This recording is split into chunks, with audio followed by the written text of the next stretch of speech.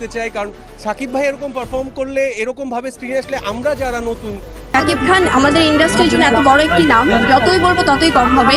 উনি বরাবরই తర్వాత మీరు ఎలా అన్నారంట, మీరు అలా అన్నారంట, కాళ్ళు చేతి విరిగిపోతే పర్లేదు। এবার শাকিব খানের তাণ্ডব সিনেমার ক্রেজ দেখে অবাক পুষ্পা মুভির নায়ক আল্লু অর্জুন। আল্লু অর্জুন তো বলেই ফেললো তাণ্ডব সিনেমাটি বলিউডেও মুক্তি দাও। প্রিয় দর্শক, আজকের ভিডিওটি খুবই ইম্পর্টেন্ট। আজকের ভিডিওটি না টেনে সম্পূর্ণ ভিডিওটি দেখতে থাকুন। এই ঈদে মুক্তি পেয়েছে শাকিব খানের তাণ্ডব মুভি। বাংলাদেশের 132টি হলে মুক্তি পেয়েছে শাকিব খানের তাণ্ডব। সবগুলো হলেই ছিল হাউসফুল টিকিট না পেয়ে অনেক ভোগান্তির শিকারও হতে হয়েছে শাকিব খানের ভক্তদের।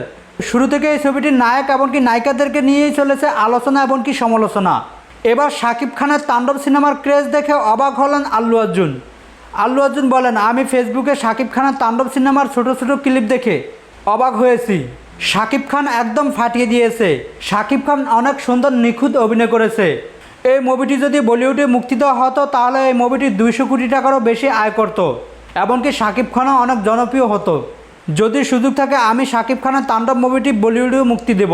শাকিব খান প্রত্যেক বছর যেন একটা চমক নিয়ে আসেন। প্রত্যেক ঈদে শাকিব খানের প্রতিভা দেখান।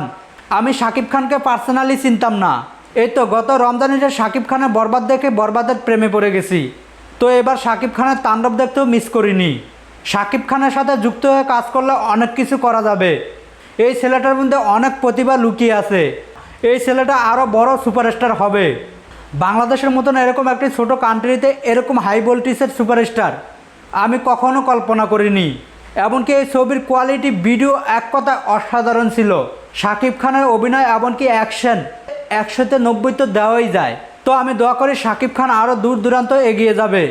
প্রিয় দর্শক, আপনারা কারা কারা শাকিব খানের তাণ্ডব মুভিটি দেখেছেন, এমনকি কারা কারা শাকিব খানের তাণ্ডব মুভিটি দেখবেন, এমনকি যারা শাকিব খানের তাণ্ডব মুভিটি দেখেছেন আপনাদের কাছে মুভিটি কেমন লেগেছে, আপনার মূল্যবান মতামত আমাদের ভিডিওর নিচে থাকা কমেন্ট বক্সে জানাবেন।